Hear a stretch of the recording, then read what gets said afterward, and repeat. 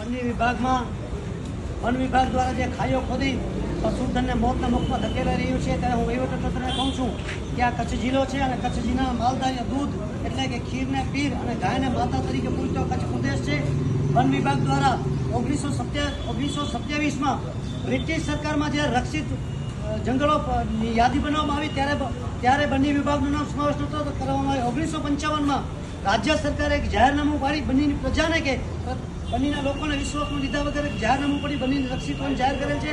ત્યારે અમે વહીવટીતંત્રને કહીએ છીએ કે સાહેબ, આ બન્ની વિસ્તારમાં લોકો કરતાં પણ પશુધનની સંખ્યા વધારે છે. આજે હું કચ્છના તમામ લોકોને કહું છું, એ વેપારીઓ હોય, યુવાન હોય, ડોક્ટરો કે વકીલ હોય, આપણે સૌ કચ્છી ભાઈઓ છીએ અને આપણે ભાઈઓ હોય ત્યારે એક ભાઈના દર્દ સમજી બીજા ભાઈને હાજર રહેવું જોઈએ. હું અહીંયાથી ચૂંટાયેલા કચ્છના જનપ્રતિનિધિઓને વિનંતી કરું છું કે બન્ની પશ્ચિમના લોકો પર જે વન વિભાગ કહેર કરી રહ્યો છે, પોલીસને સાથે રાખીને જુલ્મ કરી રહ્યો છે, ત્યારે તમે કચ્છના પ્રતિનિધિઓ આજે બન્નીની સાથે રહેવું જોઈએ. હું બન્ની વિસ્તારના સમગ્ર કચ્છના લોકોને પણ કહું છું કે જ્યારે લોકો મત લેવા આવે એ આપણા પ્રજાકીય પ્રતિનિધિ આપણે જ્યારે ગોદડી વિછાવી દઈએ ને, એ લોકોનો કાંડું પાકડીને અહીંયા લઈ આવવાની તાકાત પણ આપણને પેદા કરવી પડશે.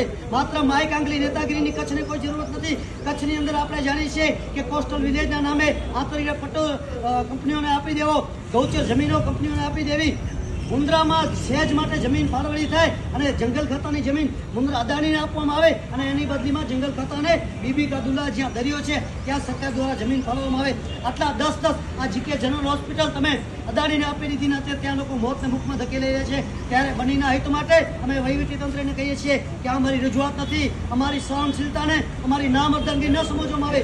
જો અમારો આ પ્રશ્નનો ઉકેલ નહીં આવે તો બન્ની પશ્ચિમના તમામ દુધાળા જાનવરો અને પશુધન લઈ અમે કલેક્ટર ઓફિસમાં લઈ આવશું અને જરૂર પડશે તો તમામ રાજકીય આગેવાનો સાથે લઈ બન્નીના હિત માટે લડત લડશું. ફરીથી હું કચ્છ લોકોને અપીલ કરું છું કે બન્નીના લોકો માટે આપણે સૌએ સાથ આપવો જોઈએ અને વહીવટીતંત્રને કહીએ છીએ કે અમારી રજૂઆત પર પૂરતું ધ્યાન આપવામાં આવે અને બન્નીને આ જંગલ ખાતાવાળા જે પોતાનો કાયદો બનાવી બેઠા છે તેનાથી વહીવટીતંત્રે બન્નીના જંગલ ખાતાના અધિકારીઓ પણ કાર્યવાહી થવી જોઈએ એવી અમારી વિનંતી છે. ધન્યવાદ. સંવિધાન જિંદાબાદ, સ્વાભિમાન જિંદાબાદ, હિન્દુસ્તાન જિંદાબાદ.